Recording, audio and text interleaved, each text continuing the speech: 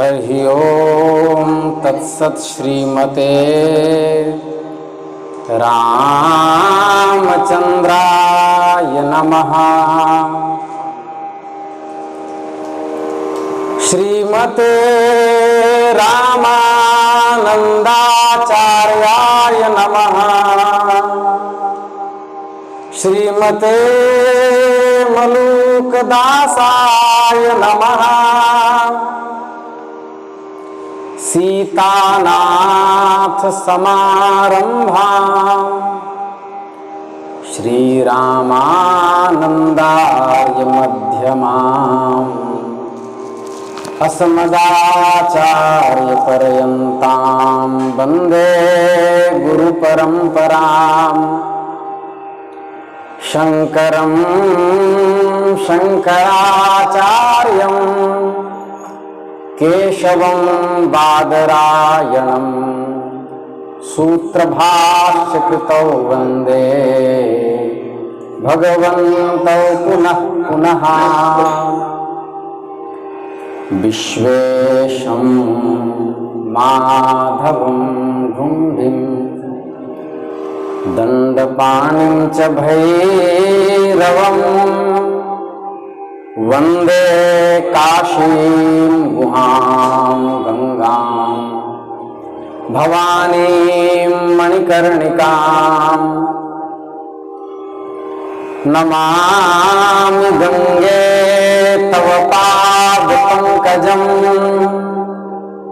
सुरासुरैर्वन्दितदिव्यरूपम् भुक्तिं च मुक्तिं च ददासि नित्यम्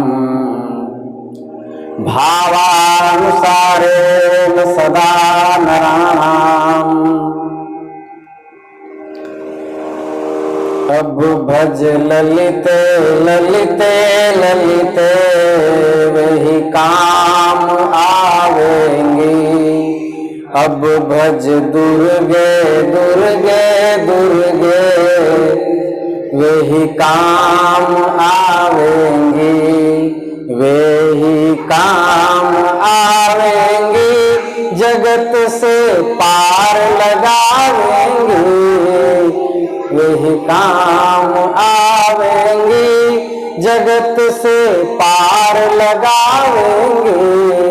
अब भज ललिते ललिते ललिते वही काम आवेंगे। अब भज दुर्गे दुर्गे दुर्गे वही काम आवेंगे। श्री वृंदावन बिहारी लाल की जय। नमः पार्वती पतये हर हर महादेव। भक्तवांछा कल्पतरु भक्त वत्सल शरणागत वत्सल दीन बंधु दया सिंधु कृपा सिंधु निखिल हेय प्रत्यनीक दिव्यांत कल्याण गुणगण निलय सर्वैश्वर्य परात्पर परम ब्रह्म भगवान श्री हरि की असीम अनुकंपा से हम आप सब इस विशुद्ध सत्संग मंडप में बैठ करके मनुष्य जन्म धारण करने का सर्वोत्कृष्ट साधन सत्संग 9 महीने से चैतन्य महाप्रभु के चरित्र के माध्यम से प्राप्त कर रहे हैं। ये हम लोगों पर महापुरुषों की तथा भगवान की असीम अनुकंपा है। भक्त को आनंद की प्राप्ति कब होती है? इस प्रकरण में वैष्णव तंत्र में एक श्लोक आया है। तवास्मीति वदन वाचा तथैव मनसा विदन तत्स्थानामाश्रितस्तन्वा मोदते शरणागतः। अर्थात शरणागत भक्त आर्तवाणी से कहता जाता है कि प्रभु मैं तुम्हारा हूं, और मन में भगवान की भक्त वत्सलता का विश्वास बनाए रखता है और भगवान के पूजा स्थान में अपने शरीर को लोट-पोट करता हुआ वहीं पड़ा रहता है। इन कर्मों के द्वारा उसको प्राथमिक आनंदानुभूति होती है, और जब ये कर्म सिद्ध हो जाते हैं तो हर क्षण ही वो आनंदोद्रेक में बहने लगता है। चैतन्य महाप्रभु की भी यही अवस्था थी। जगन्नाथपुरी पहुंचने वाले हैं। उन्होंने मार्ग में भगवान साक्षी गोपाल का दर्शन किया, जो वृंदावन से चल करके पुरी पहुंचे थे अपने एक भक्त को साक्षी देने के लिए। हम लोग कल इस कथा को सुन चुके हैं कि ब्राह्मण ने अपनी पुत्री का ब्याह उस गरीब ब्राह्मण से करने की प्रतिज्ञा की थी। बाद में वह मुकर गया और वृंदावन में प्रतिज्ञा की थी और वहां के गोपाल जी को साक्षी मान करके कहा था। घर में घर के आलोचनाओं को झेलते हुए वह ब्राह्मण अपनी वाणी से मुकर गया। कहा, मैंने कब प्रतिज्ञा की? और हम दोनों के बीच जब संवाद हुआ तो कोई सुनने वाला था कि नहीं? तो बोले गोपाल जी थे। तो लोगों ने और सरपंचों ने सोचा कि पत्थर की मूर्ति भला चल करके क्या गवाह देगी। बोले गोपाल जी को बुला लाओ, यदि आकर के वो गवाह दे दें, साक्षी दे दें, तब यह ब्राह्मण अपनी पुत्री का ब्याह कर देगा। बोले ठीक है। वो वृंदावन गया कुछ दिन का समय लेकर के। गोपाल जी से कहा कि हमारा ब्याह नहीं हो तो कोई बात नहीं, किंतु आपकी भक्तवत्सलता झूठी नहीं होनी चाहिए और हमारा अपमान हुआ है। मेरे माता पिता इस पृथ्वी पर नहीं हैं, मैं किसी तरह कर्मकांड आदि के माध्यम से अपना गुजर बसर करता हूं और मेरा संपूर्ण समाज के सामने अपमान हुआ है। मुझे कुल कलंक कहा गया। मुझे कहा गया बचपन में माता पिता को तुम खा गए हो, तुम मनहूस हो। मैं इन अपमानों को झेलता हुआ जीवित नहीं रहना चाहता। या तो मेरा ब्याह करवा करके मेरे अपमान को धुलवाइए, अरे या मेरे शव को आप देखिए, मैं यही माथा पटक पटक करके अपने प्राण दे दूंगा। गोपाल जी ने कहा तुम चिंता मत करो। वो विग्रह ही अपने सिंहासन से उतर के नीचे चले आए और विग्रह ने कहा कि तुम आगे आगे चलोगे, मैं पीछे पीछे रहूंगा और मेरी पांव की रुंझुन ध्वनि तुम्हारे कानों में मेरी उपस्थिति का संकेत देती रहेगी, लेकिन तुम पीछे मुड़ के मत देखना, क्योंकि पीछे मुड़ के देखोगे तो मैं जहां तक आऊंगा वहीं रुक जाऊंगा, फिर आगे नहीं बढ़ूंगा। बोले ठीक। और बेचारा चलता जाता, ठाकुर जी पीछे पीछे चलते जाते, रुंझुन रुंझुन ध्वनि आवाज आती। सायंकाल होता तो वह भगवान को भोग लगाता और फिर जब चलने लगता तो पीछे पीछे ठाकुर जी चलने लगते। चलते समय वो दिखता नहीं, लेकिन अपने ग्राम पहुंचने से पहले वह इतना उत्साहित हो गया कि उसको लगा एक बार देख तो लूं भगवान आए कि नहीं आए, क्योंकि पता चला यहां आकर के उन्होंने जो है मार्ग बदल लिया हो तो हम लोगों को मुख क्या दिखाएंगे। पीछे मुड़ के देखा तो भगवान ऐसे खड़े थे, भगवान वहीं खड़े रह गए। बोले अब यहां से मैं आगे नहीं जाऊंगा, उन सबको यहीं बुला लाओ, मैं गवाही दे दूंगा। अब भला जैसे ही यह बात गांव वालों को पता चला, सब दौड़ करके आए कि ठाकुर जी वृंदावन से आए हैं। और ये ज्यादा दिन नहीं, आज से 600 वर्ष पहले की घटना है। उसके बाद सब लोग आए दौड़ करके और गवाह लेने की किसी में हिम्मत नहीं थी। सब दंडवत प्रणाम करने लगे। भगवान ने प्रसाद पाया, सबको आशीर्वाद दिया। फिर हमने बताया कि जब दो सम्राटों में युद्ध हुआ तो प्रताप रुद्र ने पुनः उन ठाकुर जी से याचना की पुरी चलने के लिए। तो भगवान पुरी गए और पुरी जाकर के जगन्नाथपुरी के मंदिर में ही विराजमान हुए, वो भी जगन्नाथ भगवान के सामने। 3-4 दिन तक तो ठीक रहा, फिर कलह होने लगा कि तुम्हारा भोग ज्यादा तुमको मिल जाता है, हम पुराने देवता हैं, हमको कम मिलता है, इसलिए या तो तुम रहोगे या हम रहेंगे। आपस में प्रेम कलह होने लगा। तो फिर इस कलह से रोकने के लिए वहीं से 3 कोस की दूरी पर साक्षी गोपाल जी को स्थापित किया गया ताकि दोनों में लड़ाई न हो।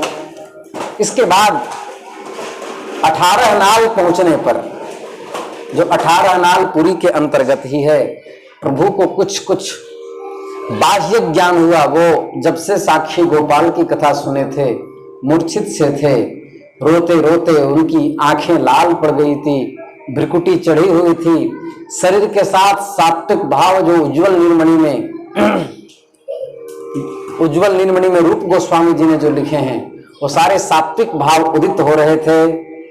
उनके कुछ भावावेश में वे बेसुध से और अनमने से दिखते थे। आगे जाकर के पुरी के वासियों से कहा, भाइयों, आप लोगों ने मेरे साथ बड़ा उपकार किया है, जो जगन्नाथपुरी में हमें प्रविष्ट होने दिया। आप लोग मुझे रास्ते से भांति भांति संकटों से बचा करके लाए। ये नित्यानंद महाप्रभु से और मुकुंद दत्त आदि जो परिकर हैं उनसे कह रहे हैं, आपने मेरे लिए बहुत कष्ट सहे हैं, आप लोगों ने कृपा करके मुझे जगन्नाथ भगवान का दर्शन करा दिया। मैं अब एक बात कहना चाहता हूं। बोले क्या? बोले अब मैं आप लोगों के साथ नहीं रहूंगा। क्यों? बोले नित्यानंद जी ने मेरा दंड तोड़ दिया, मेरे कमंडल रख दिए कि प्रभु को बाह्य ज्ञान रहता नहीं, इन संन्यास चिन्हों को करेंगे क्या? तो लगता है कि आप लोग मेरे धर्म में संकट उत्पन्न कर रहे हैं, तो अब या तो आप लोग आगे आगे जाइए या मैं जाऊंगा। मुकुंद दत्त ने कहा कि प्रभु यह नहीं हो सकता, हम आपको छोड़ नहीं सकते। बोले आप न छोड़ सकते हैं, लेकिन मैं आपके बिना आपके साथ में चल नहीं सकता, तो क्या करें? तो बोले या तो आप लोग पूरी आगे जाओ या हम जाएंगे। तो नित्यानंद जी ने चालाकी से ये बात कही कि ऐसा है, आप प्रभु हैं, आप हम लोगों के ज्येष्ठ हैं और आप हमारे भगवान हैं। भगवान को सदा आगे रहना चाहिए, भक्त पीछे पीछे चलता है, आगे आगे आप जाइए।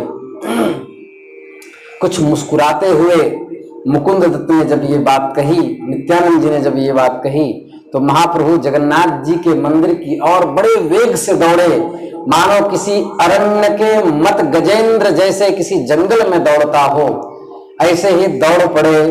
और दौड़ते दौड़ते जब आगे बढ़ने लगे तो जैसे हाथी के वेग को देख करके गांव के पशु इतस्ततः भागने लगते हैं, उसी प्रकार महाप्रभु के वेग को देखकर पुरी वासी अपने अपने मार्ग से इधर उधर हो गए कि ये कौन महात्मा इतने भावावेश में दौड़ता हुआ आ रहा है।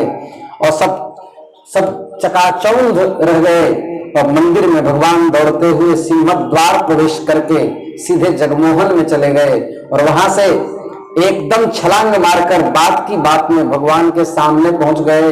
बोले जगन्नाथ भगवान की जय। और सुभद्रा बलराम जी के सहित भगवान जगन्नाथ का दर्शन किया। उस समय उन्माद की पराकाष्ठा को कौन कह सकता है? उस समय का जो वर्णन है वो सरस्वती के भी लेखनी में ताकत नहीं कि वो वर्णन कर सके, ऐसी स्थिति वहां की थी। भावोद्रेक होकर के नेत्रों से अश्रुधार बह रही थी और भगवान मानो कह रहे थे, कोई कहियो रे प्रभु की, कोई कहियो रे प्रभु की, आवन की मन भावन की, कोई कहियो रे हरियावन की,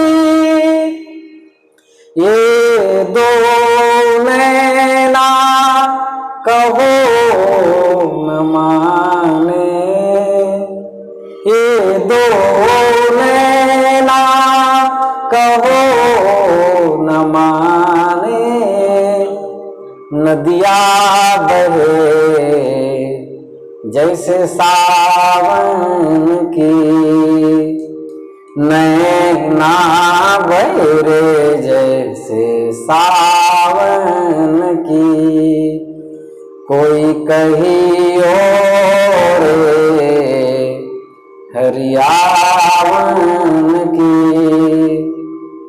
क्या करूं कछु वश नहीं मेरो, क्या करूं कछु वश नहीं मेरो, पाख नहीं उड़ जावन की कोई कहियो रे हरियावन की। आप न आवे लिख नहीं भेजे बान पड़ी ललचावन की। मीरा कहे प्रभु कब मिलोगे, मीरा कहे प्रभु कब मिलोगे। चेरी भई तेरे दामन की कोई कहियो रे उन आवन की। हजारों दर्शनार्थी जगन्नाथ जी के दर्शन करने के लिए जो खड़े थे सब भौंचक्के रह गए।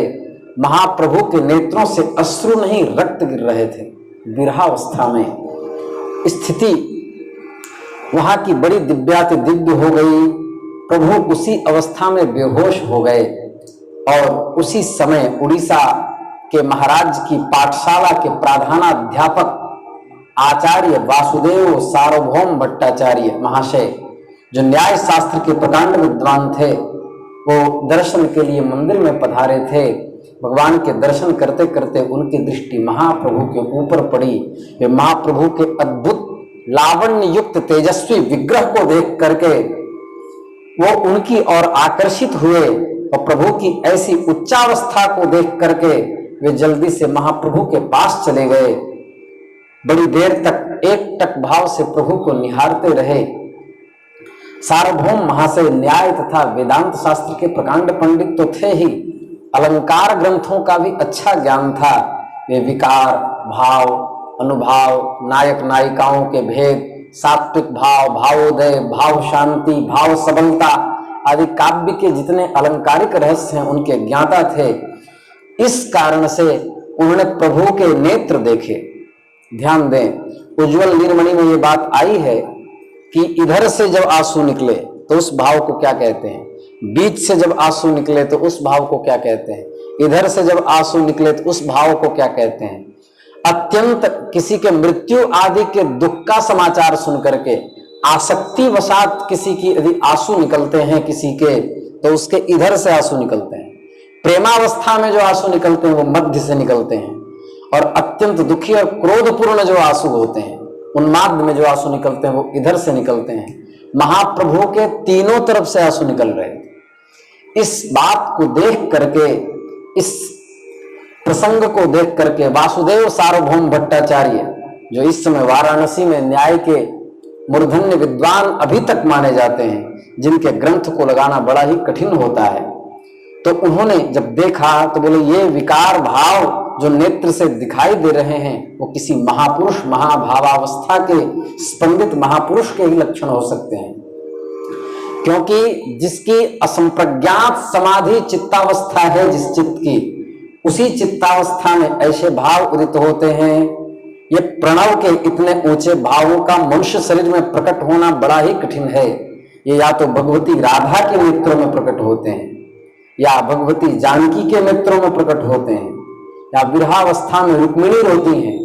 ये भाव सबको प्राप्त नहीं होते, और इन भावों को देख करके उनको उठा लिया और उठा करके वह अपने कक्ष की ओर ले जाने लगे। उनको लगा कि आज तक जितने शास्त्रों का अध्ययन हमने किया उसका फल आज मुझे मिल गया, जो ऐसे प्रेमी महात्माओं का संग मिल गया। महाप्रभु के रोम रोम से प्रेम अनुस्यूत होता था। इसका प्रमाण चैतन्य भागवत में आया है कि महाप्रभु ने जब समुद्र को देखा जगन्नाथपुरी में, समुद्र को देखते ही समुद्र के नील वर्णत्व को देख करके महाप्रभु को श्री कृष्ण का भ्रम हो गया। ये लगता है श्री कृष्ण ही विशाल रूप से यहाँ शयन कर रहे हैं। तो श्री कृष्ण से मिलने के लिए व्याकुल होकर के दौड़ते हुए समुद्र के लहरों में घुसते आगे चले गए, और समुद्र में लहर था तो लहरों के उतार चढ़ाव से महाप्रभु भावावस्था में मूर्छित थे और उसी लहर में स्यंदित होते हुए आगे तक चले गए। और मछुआरा मछली मार रहा था, सायंकाल का समय था, उसने जाला जब फेंका तो उसी में महाप्रभु फंस गए। उसे जब खींचने लगा तो उसे लगा कोई बड़ी मछली हाथ लगी है। और नित्यानंद आदि महापुरुष महाप्रभु के मार्ग का अन्वेषण करते हुए खोजते हुए उधर जा रहे थे। खींच करके उसने जाला से जब नाव पर चढ़ाया तो अंधेरा हो चुका था, इसलिए उसे दिखाई नहीं दिया। और नाव किनारे ला करके उस बड़ी मछली को छूना चाहा। उसने जैसे ही महाप्रभु के शरीर का स्पर्श किया वैसे ही वो राधा राधा करके रोने लगा, कृष्ण कृष्ण करने लगा, उछलने लगा, नाचने लगा। उसके भी नेत्रों से ऐसे ही सात्विक भाव उदित हो गए। इस अवस्था को देखकर उसे लगा कि कहीं मुझे भूत प्रेत का आवेश तो नहीं हो गया। दौड़ते दौड़ते नाव छोड़कर महाप्रभु को मूर्छित अवस्था में ही छोड़ करके और वह अपने घर की ओर भागने लगा। उसी मार्ग में उधर से नित्यानंद आदि महाप्रभु आ रहे थे। उन्होंने कहा, इधर तुमने किसी व्यक्ति को देखा है जिसने गैरिक वस्त्र धारण कर रखा हो? बोले, अरे महाराज उधर मत जाना, उधर महाप्रेत रहता है। बोले, क्या हुआ? बोले, जब से उसने मुझे छुआ है तब से पता नहीं अपने अंदर से एक अजीब सी अनुभूति हो रही है, संसार फीका लग रहा है, वैराग्य की इच्छा हो रही है, चारों तरफ सन्यासी ही सन्यासी दिख रहे हैं, मुख से अनायास ही भगवान नाम निकल रहा है। मैं आज तक मत्स्य भोजी था, मछली खाता था, लेकिन आज तक मेरे अंदर जो नास्तिकता थी इसके कारण से कभी मुख से भगवान नाम नहीं निकला। आज ये अजीब सा माहौल मेरे अंदर उत्पन्न हो गया, वहां कोई प्रेत रहता है। तब समझ गए कि जरूर महाप्रभु की कृपा इन पर हो गई। बोले, अरे अभागे, तेरे ऊपर तो भगवान की कृपा हो गई है। हाथ पकड़ करके मछुआरे को वहां ले जा करके और जाला निकलवाया और महाप्रभु इसमें मूर्छित थे, उनको भगवान नाम सुनाया। इसको कहते हैं सात्विक भाव। और यह भाव केवल भक्तों के ही चित्त में प्रकट होता है। आज तक नारद भक्ति सूत्र में लिखा, वादो नावलंब्य। वासुदेव सार्वभौम भट्टाचार्य सोचने लगे कि देवर्षि नारद ने कहा है कि विद्वानों को कुतर्क में नहीं पढ़ना चाहिए, और मैं अभी तक कुतर्क में पढ़ करके और केवल हेत्वधिकरण वृत्त भाव प्रतियोगितावच्छेदकतात्वावच्छिन्नाधेयता पर्याप्तधिकरणतावच्छेदक संख्या भिन्नाया साध्यतावच्छेदकतात्वावच्छिन्नाधेयता पर्याप्तधिकरणतावच्छेदक संख्यावद्धर्माश्रयाधिकरण वृत्तित्वं प्रमाण प्रमेय संशय प्रयोजन दृष्टांत सिद्धांत तर्क निर्णय वादजन विदंड हेत्वाभाषाचल निग्रह स्थानानाम जाति निग्रह स्थानानाम तत्व ज्ञानात् निश्रेषाधिगम। केवल मैं चर्चा ही करता रहा न्याय की पंक्तियों का, लेकिन अभी तक हमको तत्वानुभूति नहीं हुई। असली ज्ञान किसी के पास है तो ये महापुरुष हैं जो भगवान के विग्रह को देखकर ही इस तरह सात्विक भाव से उदित होकर के, जैसे साकेत में संकीर्तन करते समय हनुमान जी की अवस्था होती है, जैसे गोलोक में श्रीमती राधा की अवस्था होती है, जैसे साकेत में भगवती जानकी की अवस्था होती है, जैसे गोपेश्वर में महादेव की अवस्था होती है, वो अवस्था इनके अंतःकरण में दिख रहा है। ऐसे महापुरुष को प्रणाम है। सार्वभौम महाशय खड़े खड़े इस प्रकार सोच ही रहे थे कि मध्याह्न के भोग का समय आ पहुंचा, कपाट लगने वाला था, इसलिए महाप्रभु की मूर्छा भंग नहीं हुई थी। तो उठा करके 2-3 लोगों को कह करके और उनको उठा करके गंगा मठ की ओर ले चले, जिनको गंगा माता का मठ कहते हैं। आज भी वह मठ जगन्नाथपुरी में विद्यमान है। वहां ले गए और प्रभु के साथ चारों भक्त पीछे पीछे आ रहे थे। उनको पता ही नहीं था कि महाप्रभु कहाँ गए। मंदिर के दरवाजे पर उन्होंने पहरेदारों से पूछा कि क्यों भाई, तुम्हें पता है एक गौड़ वर्ण का व्यक्ति, गौड़ देशी युवक सन्यासी अभी थोड़ी ही देर पहले भगवान जगन्नाथ के दर्शन के लिए आया। पहरेदारों ने जल्दी से कहा, हाँ हाँ, उन सन्यासी महाराज के दर्शन तो हमने भी किए, बड़े ही सुंदर थे। न जाने उनको क्या हो गया, वे भगवान के दर्शन करते ही एकदम बेहोश होकर के जगमोहन में गिर पड़े थे। आचार्य सार्वभौम उन्हें अपने घर ले गए। क्या आप लोग उन्हीं के साथी हैं? हाँ हाँ, हम भी उन्हीं के सेवक हैं। तुम लोग हमें भट्टाचार्य सार्वभौम पंडित के घर का रास्ता बता दो। तब पहरेदारों ने कहा, अभी हाल ही में गए हैं, यदि तीव्र वेग से जाओगे तो शायद मार्ग में ही मिल जाएं। पीछे पीछे जब वो चलने लगे तो मुकुंद दत्त जो थे वो सार्वभौम भट्टाचार्य के ही संबंधी थे, और मुकुंद दत्त सदा महाप्रभु को कीर्तन सुनाया करते थे। तो मुकुंद दत्त को देखा, मुकुंद दत्त भी आगे आगे चल पड़े। उसके बाद उन्होंने महाप्रभु के दर्शन किए। उस समय तक मूर्छा भंग नहीं हुई थी, मुख से झाग गिर रहे थे, नेत्रों से मूर्छावस्था में भी अश्रुपात हो रहे थे। इस दशा को देख करके सार्वभौम भट्टाचार्य को समझ में नहीं आ रहा था कि मैं क्या करूं जो ये युवक होश में आ जाए। तब मुकुंद दत्त कीर्तन सुनाने लगे। हरे राम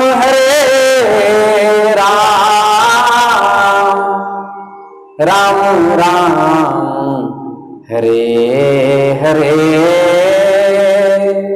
हरे कृष्णा कृष्णा कृष्णा हरे हरे।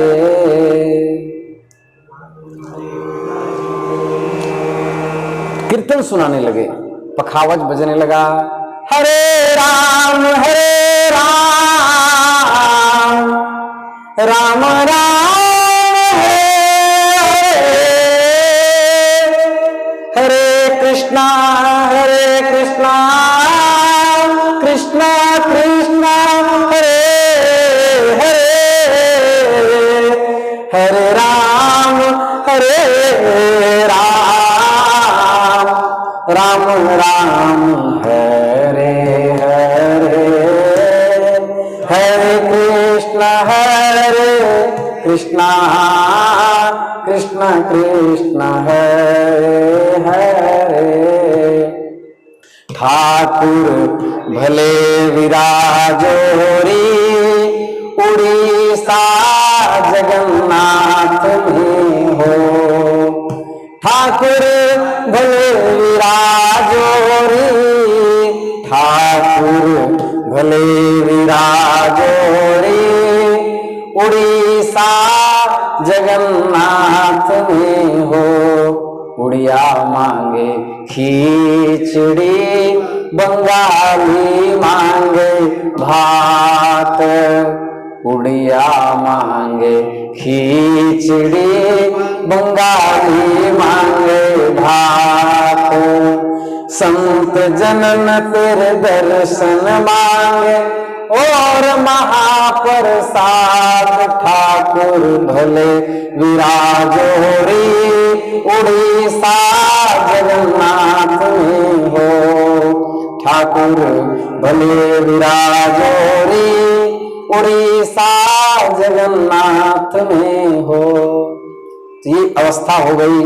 वहां प्रसंग कीर्तन जब सुनाने लगे, धीरे धीरे उनकी मूर्छा टूटी। अब इधर एक बात चैतन्य भागवत में भी लिखा है कि वासुदेव सार्वभौम भट्टाचार्य असाधारण विद्वान थे। उनके बारे में कहा जाता है कि सार्वभौम महाशय अपने समय के अप्रतिम नैयायिक और दुर्धर्ष वेदांती थे, और किंतु ज्ञानात्मक सृजन तो था, किंतु कहते हैं बिना भक्ति के ज्ञान भी विधवा है, बिना भक्ति की विद्या भी विधवा है। ये महाप्रभु का वाक्य है। तो भक्ति विहीन उनका जीवन था। उनके अंदर की छिपी हुई महान भावुकता तब तक प्रस्फुटित नहीं हुई थी जब तक महाप्रभु का साक्षात्कार नहीं हुआ था। उनके सारे ज्ञान उस स्पंदित भक्ति को उद्भावित नहीं कर पा रहे थे, क्योंकि महाभारत में लिखा है महाजनो ये न गतः सपंथा। जब तक महापुरुषों का आश्रय नहीं लिया जाए, जब तक महापुरुषों के भक्तों के चरणों में अपने को विद्वान भी क्यों न हो, अपने को बेच न दे, तब तक भक्ति की प्राप्ति नहीं हो सकती। भक्त भक्ति भगवंत गुरु चतुर नाम वपुए, इनके पद बंधन किए नाशहि विघ्न अनेक। शास्त्रों में बुद्धि दो प्रकार की बताई गई, एक तो लौकिकी बुद्धि, एक परमार्थ संबंधिनी बुद्धि। दो प्रकार की बुद्धि होती। लौकिकी बुद्धि से परमार्थ पद का काम नहीं चल सकता। चाहे आप कितने भी बड़े विद्वान क्यों ना हो, आपको चाहे ऊंची से ऊंची पंक्तियां सूझती हों, चाहे संपूर्ण व्याकरण शास्त्र, संपूर्ण न्याय और वेदांत शास्त्र के आप ज्ञाता हों, लेकिन तब तक जब तक किसी भक्त की कृपा नहीं हो जाती, तब तक वह परमार्थ की ओर बुद्धि झुक ही नहीं सकती। उसके लिए भक्त की आवश्यकता है। जब वहां कहा आरोग्यम भास्करात इच्छेत, जिसको आरोग्य की प्राप्ति करनी है उसको भगवान भास्कर की उपासना करनी चाहिए। आरोग्यम भास्करात इच्छेत। फिर कहा धनम इच्छेत हुताशनात्, धन जिसको धन प्राप्ति करनी है उसको अग्नि की उपासना करनी चाहिए, खूब यज्ञ आदि कर्म से हवन आदि करने चाहिए। और ये श्रीधरी टीका में श्रीधर स्वामी जी ने श्रीमद् भागवत में लिखा, आगे आया है आरोग्यम भास्कराद इच्छेत, धनम इच्छेत हुताशनात् और ज्ञानम महेश्वराद इच्छेत। ज्ञान की प्राप्ति करनी है तो विश्वनाथ भगवान की शरणागति करनी होगी। ज्ञानम महेश्वराद इच्छेत और मोक्षम इच्छेत जनार्दनात्, श्री कृष्ण की उपासना करोगे तो मोक्ष की प्राप्ति होगी। तो ज्ञानम महेश्वराद इच्छेत आया। ज्ञान की यदि प्राप्ति करनी हो तो भगवान शिव शंभु की उपासना करे, लेकिन भगवान शंकर जो ज्ञान के प्रणेता हैं वो भी क्या करते हैं? शंकर सहज स्वरूप सम्हारा, लागी समाधि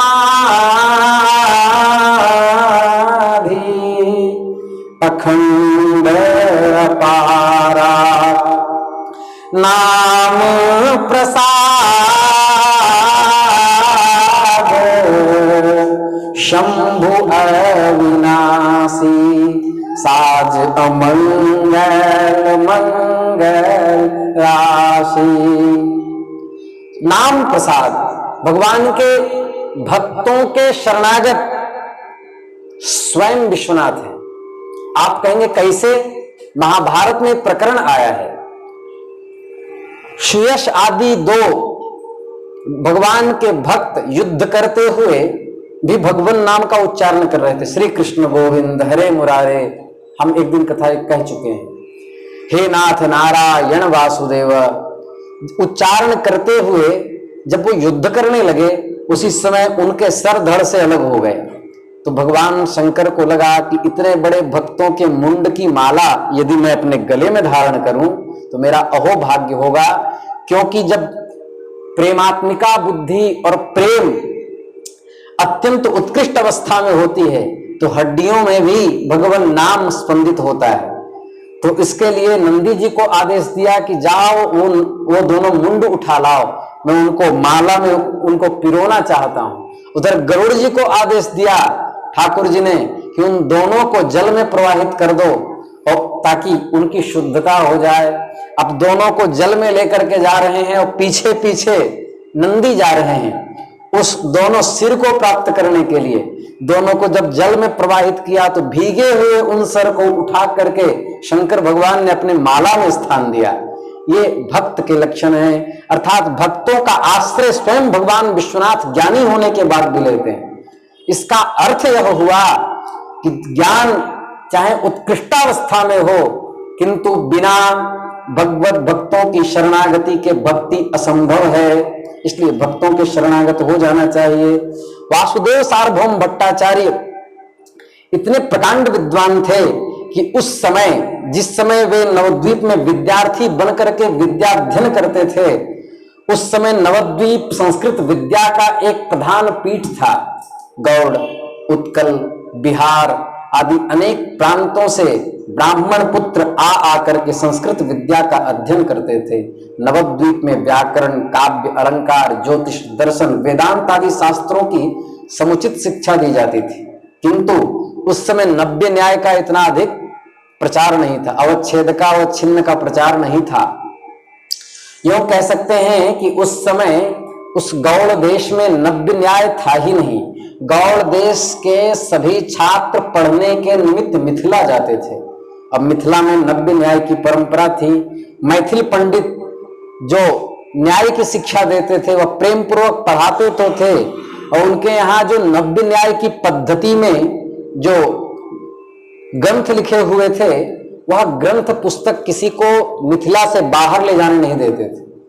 वहीं पढ़ो, वहीं जितना कंठस्थ हुआ उस विद्या को स्मृति रूपी पुस्तक में लेकर के जाओ, हाथ में पुस्तक नहीं देते थे, जिसके कारण से पाठशाला निर्माण होने के बाद भी नव्य न्याय की पढ़ाई नवद्वीप में नहीं होती थी।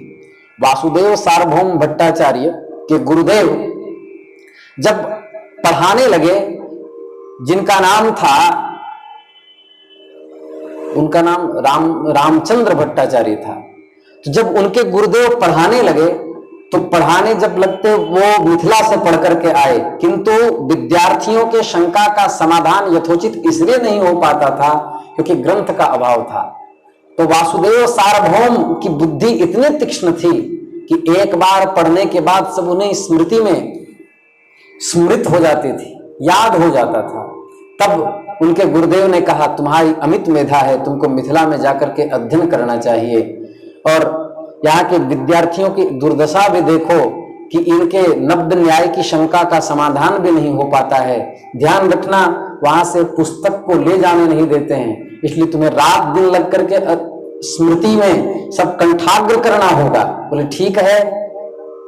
वासुदेव सार्वभौम गए, जब दिन में पढ़ाई होती पढ़ते, 1-2 घंटा सोते और रात्रि भर जग करके ग्रंथों को कंठस्थ करते, और सारे नव्य न्याय की परंपरा उन्होंने भगवती सरस्वती की कृपा से सब मेधान्वित कर ली, सब बुद्धि में स्थिर कर लिया, और एक दिव्य पाठशाला का निर्माण किया और नव्य न्याय का प्रचार हुआ।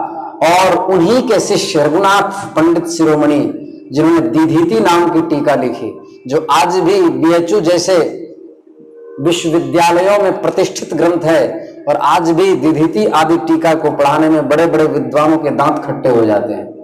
ऐसे विद्वान थे। आज महाप्रभु की संगति से इनको भक्ति की प्राप्ति हो गई, भगवान नाम की प्राप्ति हो गई, और उसके बाद उनकी विद्या में अलंकार लग गया, भक्ति रूपी अलंकार लग गया, वह भी प्रेम में झूमने लगे। 2 बातें, विद्वान को जल्दी भक्ति होती नहीं, और विद्वान को यदि भक्ति हो जाए, विद्वान को यदि भक्ति हो जाए तो वो कभी पथ से भटकते नहीं, उनको भगवत प्राप्ति अवश्य हो जाती है।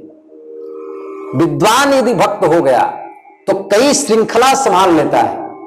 जैसे उदाहरण के लिए धर्म सम्राट स्वामी श्री करपात्री जी महाराज, आज तक उनके ज्ञान की परंपरा अक्षुण्णता से आज तक धरोहर के रूप में रखी गई है और उसका निर्वहन हो रहा है।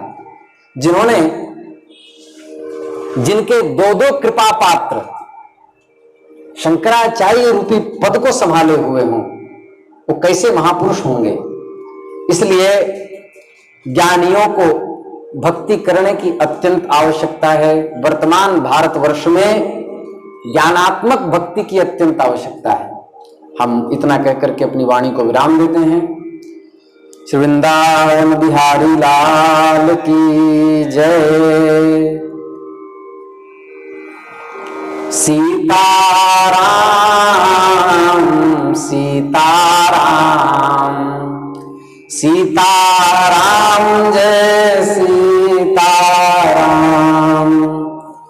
सीताराम सीताराम सीताराम जय सीताराम।